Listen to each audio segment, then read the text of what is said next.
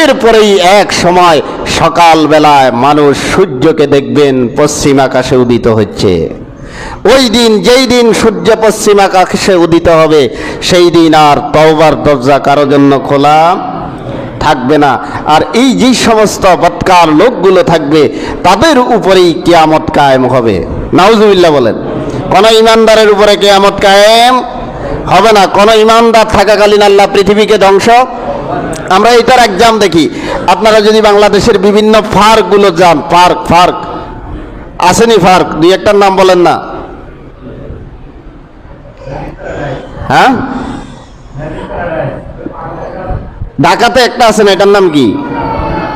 Ramna park. এভাবে ঢাকা আপনার মুক্তিযুদ্ধ জাদুঘর, রমনা পার্ক, স্মৃতিসৌধ, এখানে যদি আপনারা এখনো গিয়ে দেখেন, দেখবেন জনমানুষের সামনে কি সমস্ত